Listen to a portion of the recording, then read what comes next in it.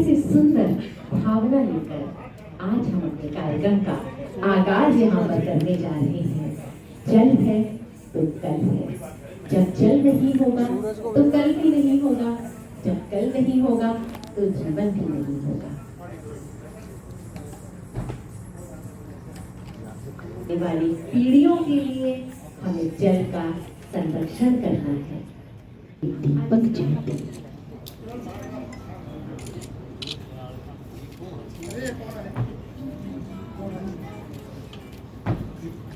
रोज सवेरे लेकर तेरा नाम प्रभु,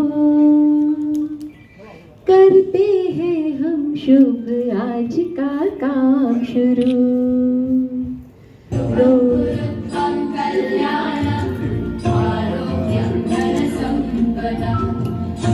हमारे बीच में डीएफओ श्री प्रमोद कुमार श्रीवास्तव जी पधार चुके हैं। बहुत बहुत स्वागत सर आपका। कृपया लैंप लाइटिंग के लिए आ जाएं।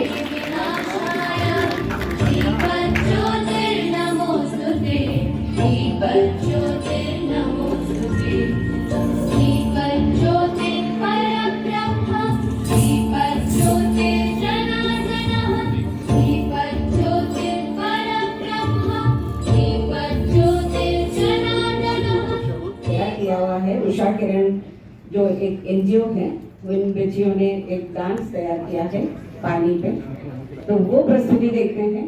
उसके बाद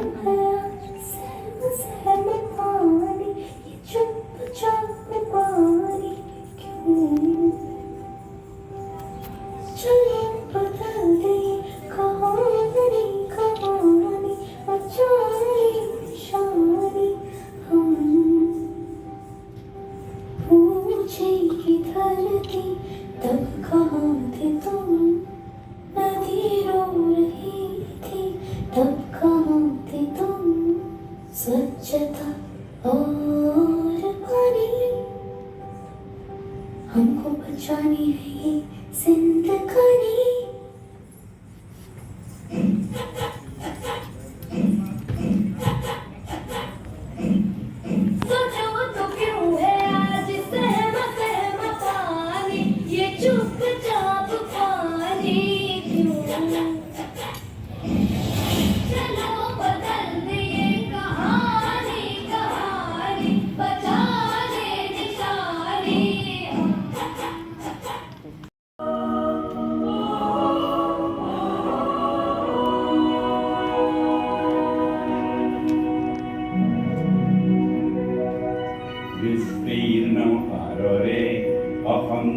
জনরে হাহাকার ভূমিও নিঃশব্দে নীরবে বুঢ়ালুই তুমি বুঢ়ালুই বোমা কিয়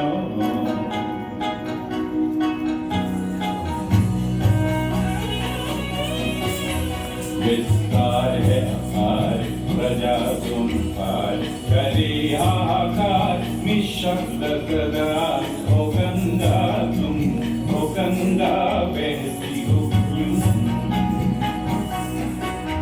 विस्तार है आकार प्रजा तुम पार करे हाहाकार निःशब्द सदा ओ गंगा तुम गंगा बहती हो क्यों।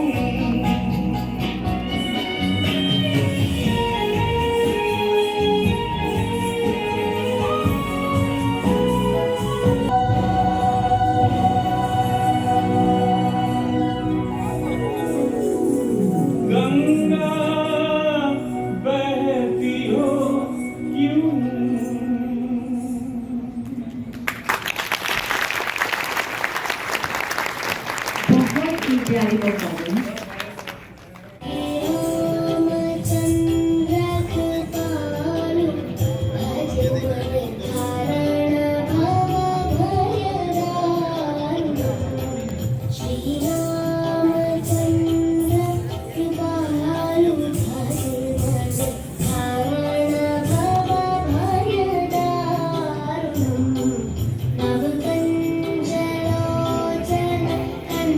Jam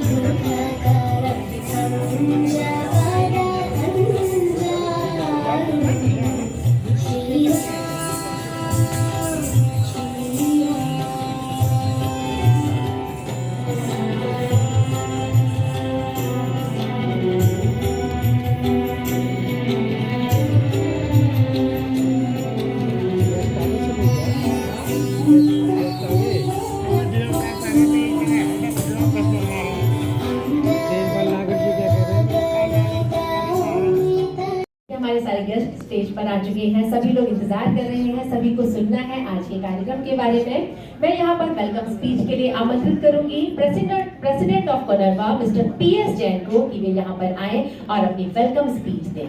mister PS Jain is an eminent x advocate and social activist who formed residents welfare association sector 27 Noida in 1995 and served as founder general secretary for more than 5 years.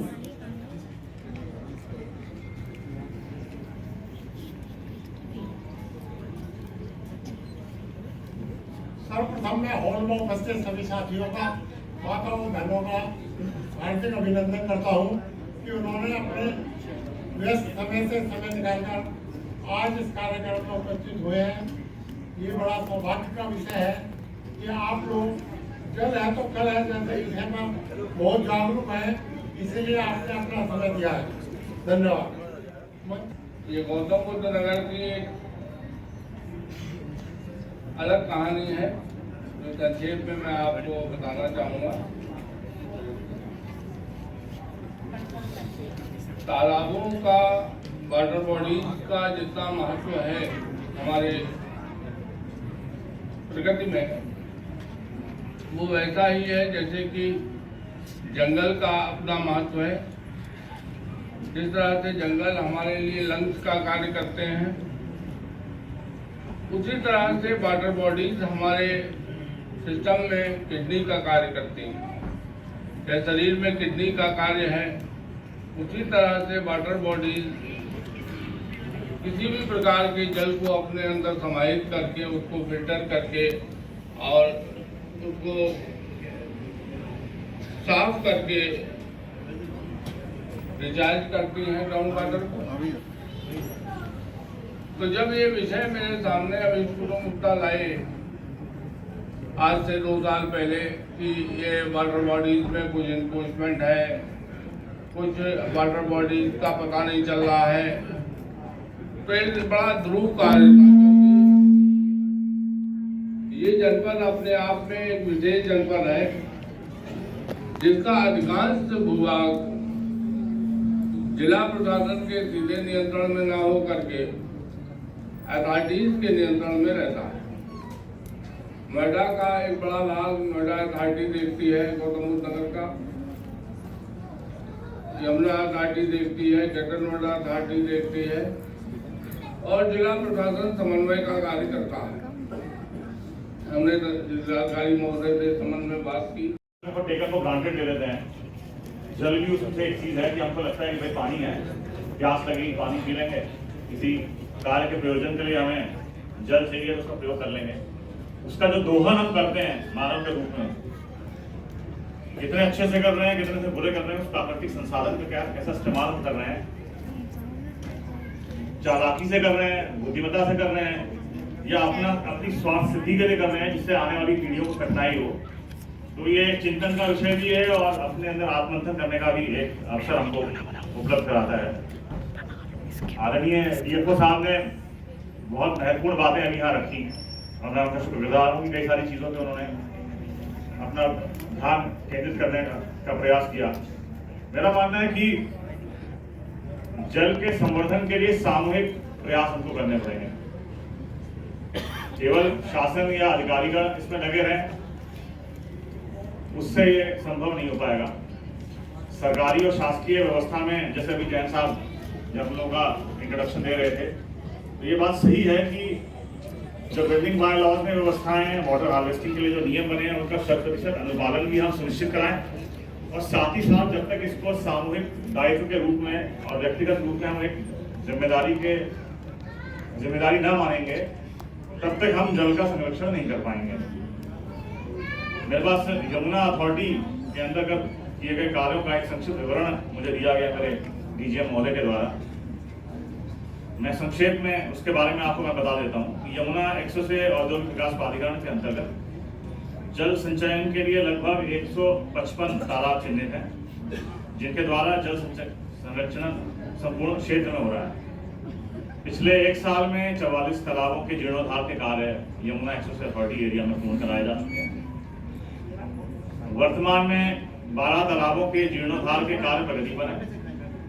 एवं 41 तालाबों के जीर्णोद्धार के लिए हम लोगों ने टेंडर यानी कि निविदा आमंत्रित की गई है।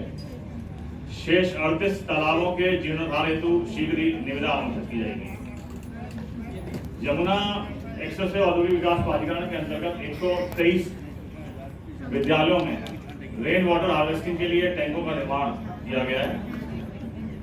साथ ही प्राधिकरण क्षेत्र के अंतर्गत 100 वर्ग मीटर से अधिक आवासीय या गैर आवासीय अगर निर्माण होते हैं तो उसमें रेन वाटर हार्वेस्टिंग के लिए प्रावधान अनिवार्य किया गया है।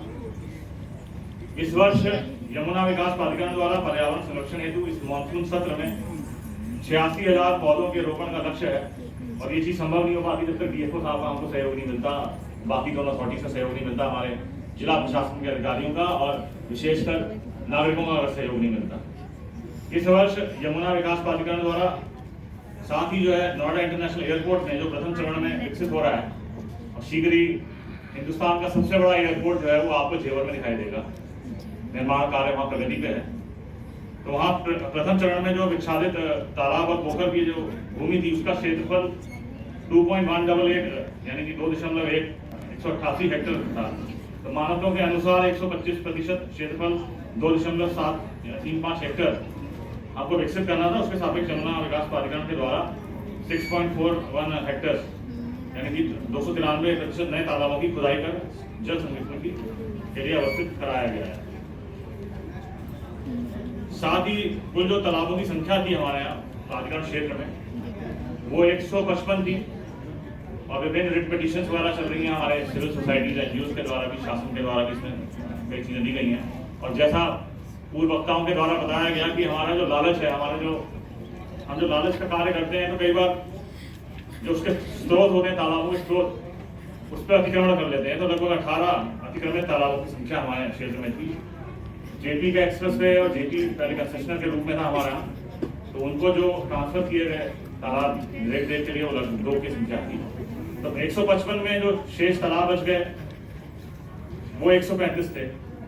उनमें से 44 पे अब तक कार्य पूर्ण किया जा चुका है और जहाँ पे टेंडर का प्रोसेस चल रहा है या उनके खुदाई चल रही है वो लगभग 44 के आसपास है।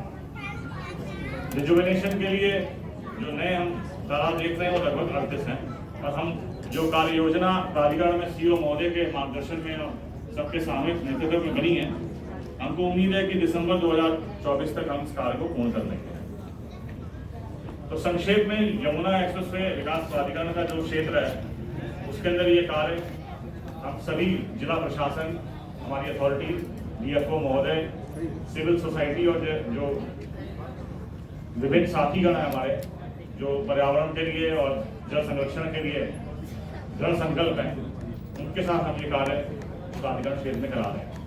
संचयन करने का मतलब उसका सदुपयोग करना है। हमें केवल उपनिषद के उस वाक्य को जीवन के हर क्षेत्र में, हर सिविल एक्टिविटी में शामिल करना है, जिसमें कि ईशावास्योपनिषद की स्टार्टिंग में ऋषि कह रहे हैं कि ईशावास्याम इदं सर्वं यत् किंचित जगत्याम जगत तेन त्यक्तेन भुंजीथा मा कृद्धः कस्य सिद्धं। कि संपूर्ण सृष्टि ईश्वर के स्वरूप का विस्तार है। जो भी जड़ चेतन जो भी है ईश्वर की सृष्टि का विस्तार है और हम सब समान रूप से ईश्वर की संतान हैं। तो जैसे बेटे को अपने पिता की समृद्धि संपत्ति में जितनी जरूरत होती है उतना का उपयोग करता है तो पिता नाराज नहीं होता है। मनमानी करता है तब पिता नाराज होता है। तो जितनी हमारी जरूरत है उतना यदि प्राकृतिक संसाधनों का सदुपयोग हम करते हैं तो प्रकृति नाराज नहीं होती है, कोई असंतुलन नहीं होता है, कहीं कोई क्राइसिस नहीं होगा। तो केवल जरूरत के हिसाब से यदि हम उपयोग करना शुरू कर दें हर क्षेत्र में तो हर क्षेत्र का संतुलन अपने आप बनने लगेगा। पानी की भी क्राइसिस इसलिए आई है क्योंकि पानी का हम दुरुपयोग किए, पानी को गंदा किए। तो इन सब चीजों से हमें सीख लेते हुए अपने को, अपनी भावी पीढ़ी को अपने से बेहतर जल और वायु की परिस्थिति देने के लिए हम लोगों को कलेक्टिवली तैयार होना होगा और इस अभियान में, इस संकल्प में निस्वार्थ भाव से शामिल होने पर ही यह काम हो सकता है। और निस्वार्थ भाव से, जुनून भाव से एक आदमी कोऑर्डिनेट करना जब शुरू किया, सब भूमिका सबकी है, यथायोग सबकी भूमिका है, लेकिन अभीष्ट कुसुम जी जुनून के लेवल पर इसमें लगे रहे और उसके चलते चीजें गतिमान हो गई। पर कुछ एक्सपीरियंस जरूर शेयर करना चाहूंगा लाइफ। ऐसा नहीं है कि पहले बात नहीं डले सुप्रीम कोर्ट में, हाई कोर्ट में, एनजीटी में डले, एक्शन नहीं। अधिकारी हमारे जो आज के अधिकारी हैं उनसे पहले के अधिकारी एक्शन नहीं करते थे। अब उसका एग्जांपल लेता हूं। डीएम साहब से जब हम कोई बात कहते हैं, उन्होंने ये नहीं कहना कि चलो करता हूं देखता हूं ना, इमीडिएटली संबंधित अधिकारी को फोन करके एक्शन लेने को कहते हैं और कहते हैं कि अभी तुम इसको देख लेना और एक्शन होना चाहिए इस पर। ये ताकत देता है कि आप एक्शन करेंगे। आशुतोष द्विवेदी जी की बात करूं, मैं बैठा था, मैंने कहा सर पहुंच के काम ही नहीं हो रहा, कुछ हो ही नहीं रहा है सर, हम लोग फालतू में मीटिंग करते रहते हैं। तो एसओ साहब ने मुझसे बोला क्यों अभी क्यों क्या हुआ? मैंने कहा सर 280 पॉइंट्स आपके पास। बोले अच्छा ये देख सबका रिस्टोरेशन शुरू हो गया।